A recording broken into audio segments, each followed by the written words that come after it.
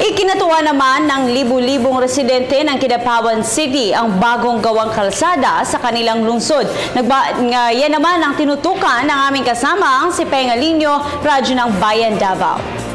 Kung may inaasam mga pamilyang naninirahan sa Barangay Likat, Barangay Pialon, Samlaang, Cotabato, ito ay ang pagpapasimento ng kanilang kalsada.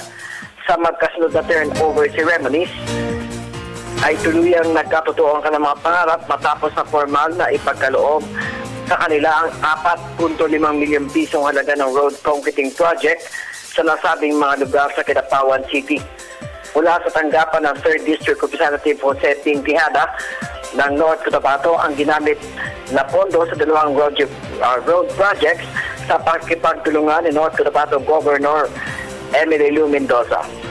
Libo-libo mga residente ng Barangay Lika sa pangunguna ni Barangay Chair Nelson Ray ang iba pang mga kasamang opisyal ang sumaksi sa aktibidad.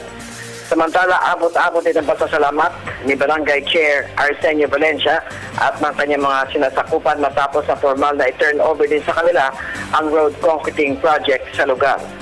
Sa kanyang mensahe, sinabi ni Congressman Tejada na kahit wala na ang Priority Development Assistance Fund o PDAP, ay ginagawa pa rin nila ang kanilang makakaya upang makapagbigay ng basic services na ihatid sa mga mamayan ng 3rd District ng North Cotabato. Pinasalamatan din ni Governor Mendoza sa epektibong partnership ng 3rd District Congressional Office at Provincial Government of Cotabato sa pagpapatupad ng proyekto at programa. Para sa Telebisyon ng Bayan, Pengalinyo, Radyo ng Bayan, Davao.